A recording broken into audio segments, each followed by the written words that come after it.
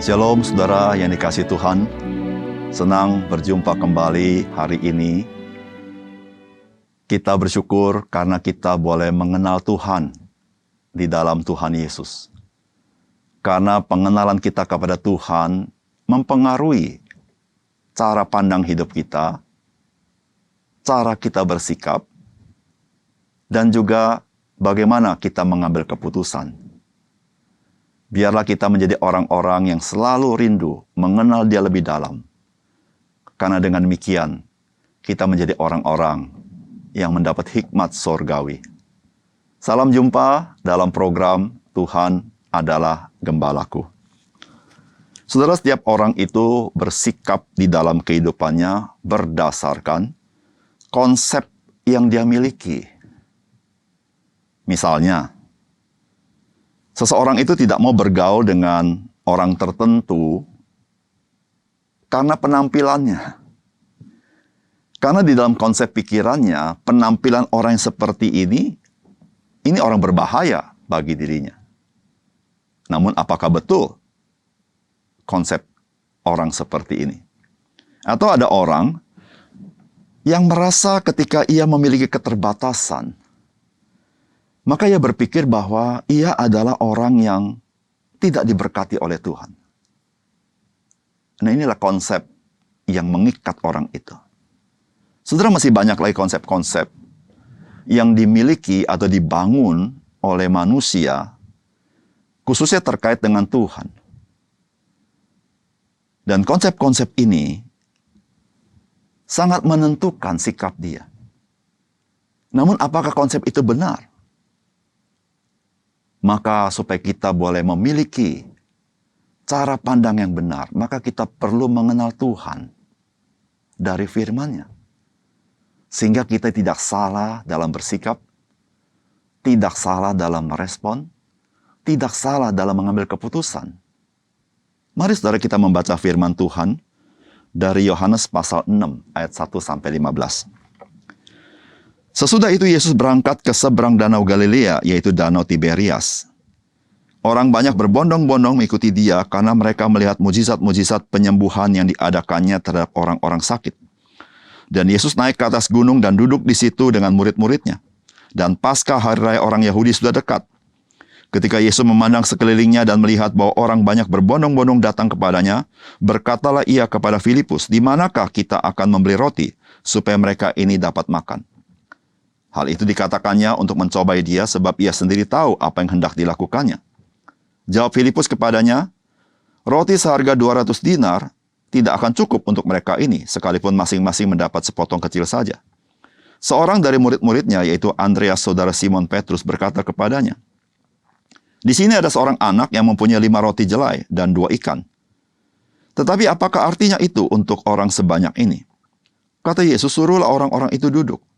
Adapun di tempat itu banyak rumput, maka duduklah orang-orang itu kira-kira 5.000 laki-laki banyaknya. Lalu Yesus mengambil roti itu, mengucap syukur dan membagi-bagikannya kepada mereka yang duduk di situ. Demikian juga dibuatnya dengan ikan-ikan itu sebanyak yang mereka kendaki. Dan setelah mereka kenyang, Ia berkata kepada murid-muridnya, "Kumpulkanlah potongan-potongan yang lebih supaya tidak ada yang terbuang." Maka mereka pun mengumpulkannya dan mengisi 12 bakul penuh dengan potongan-potongan dari kelima roti jelai yang lebih setelah orang makan. Ketika orang-orang itu melihat mujizat yang telah diadakannya, mereka berkata, "Dia ini adalah benar-benar nabi yang akan datang ke dalam dunia." Karena Yesus tahu bahwa mereka hendak datang dan hendak membawa Dia dengan paksa untuk menjadikan Dia raja, Ia menyingkir pula ke gunung seorang diri. Saudara yang dikasihi oleh Tuhan, kehadiran orang banyak mengikut Yesus tidak dapat dibendung. Karena mereka memang sangat mengagumi akan mujizat-mujizat yang Yesus kerjakan. Dan mujizat yang Yesus kerjakan sangat banyak, meskipun tidak semua dicatat di dalam kitab suci. Itulah peristiwa yang terjadi dari apa yang kita baca, di mana orang berbondong-bondong mengikuti Yesus, yang dikatakan ada setidaknya 5.000 orang laki-laki, berarti kemungkinan ada 10.000 orang. Bayangkan saudara, Tuhan Yesus diikuti oleh 10.000 orang. Dan peristiwa ini, saudara-saudara, adalah peristiwa di mana Tuhan membuat mukjizat dengan memberi makan mereka semua dengan kenyang dan masih sisa 12 bakul. Saudara, dalam situasi seperti ini, sebagaimana kebiasaan Tuhan Yesus, Tuhan Yesus mengajar murid-muridnya sesuai dengan peristiwa yang terjadi, supaya murid-muridnya lebih memahami pengajaran Tuhan Yesus. Saudara, apa yang Tuhan mau ajarkan bagi kita melalui bagian firman Tuhan ini? Yang pertama, saudara, Tuhan itu tahu apa yang hendak Ia lakukan ketika Ia menguji kita. Saudara, firman Tuhan katakan ketika Yesus memandang sekelilingnya dan melihat bahwa orang banyak berbondong-bondong datang kepadanya, berkatalah Ia kepada Filipus, "Di manakah kita akan membeli roti supaya mereka ini dapat makan?" Hal itu dikatakannya untuk mencobai Dia, sebab Ia sendiri tahu apa yang hendak dilakukan. Jawab Filipus kepadanya, "Roti seharga 200 dinar tidak akan cukup untuk mereka ini, sekalipun mereka masing-masing mendapat sepotong kecil saja." Saudara, ketika Tuhan Yesus melihat orang banyak itu, Tuhan Yesus tidak meminta mereka pergi. Tetapi Tuhan ingin memberikan mereka makan. Namun pada saat seperti ini, Tuhan menanyakan di mana bisa membeli roti supaya mereka dapat makan. Apakah Tuhan tidak tahu? Di tempat itu tidak ada yang menjual roti. Ataupun kalau ada, apakah cukup untuk memberi makan 10.000 orang dengan cara mendadak? Oleh karena itu Filipus dengan serta-merta menjawab bahwa dengan uang 200 dinar, 200 dinar itu artinya upah seseorang bekerja 200 hari. Saudara, 200 hari, saudara-saudara, itu bekerja kurang lebih bisa mencapai beberapa bulan. Itu tidak cukup untuk memberi makan 10.000 orang ini, meskipun mereka dapat sepotong kecil saja. Apakah Tuhan tidak tahu? Seakan-akan Filipus mau berkata, permintaan Tuhan ini gak masuk akal. Bagaimana mungkin kita bisa menyediakan roti untuk mereka makan? Tetapi saudara-saudara, Alkitab memberitahukan, kalau Tuhan bertanya seperti itu, sebetulnya Tuhan tahu apa yang Dia mau lakukan. Saudara yang kasih dalam Tuhan, hidup kita sebagai orang percaya tidak luput daripada ujian demi ujian yang Tuhan berikan kepada kita. Dan memang saudara, ketika diuji, bukan perkara yang mudah atau perkara yang nyaman. Ujian yang Tuhan berikan adalah supaya kita semakin mengenal Dia. Ujian diberikan kepada Tuhan, Tuhan ingin mengevaluasi seberapa pertumbuhan iman kita, seberapa kita mengenal Dia. Sewaktu Tuhan menguji kita, Tuhan tahu apa yang Dia mau kerjakan. Saudara dan saya tidak perlu khawatir. Ketika Tuhan kasih ujian, pasti di situ kita menemukan kendala, kesulitan, tantangan, hambatan, pergumulan yang seringkali tidak mudah. Dan kita seringkali bertanya, Tuhan, bagaimana mungkin saya bisa menyelesaikan semuanya ini? Saya tidak punya sumber-sumber. Apakah Tuhan tidak tahu situasi lagi sulit? Apakah Tuhan tidak tahu saya sedang mengalami masa-masa yang sulit sekali?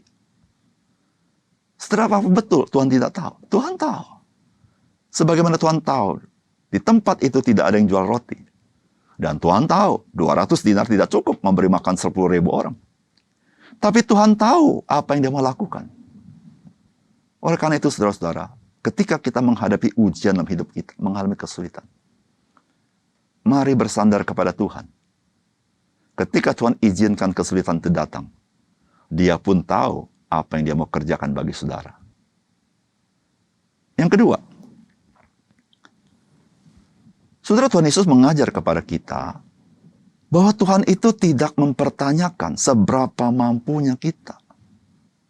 Namun yang Tuhan inginkan adalah kita percaya kepadanya.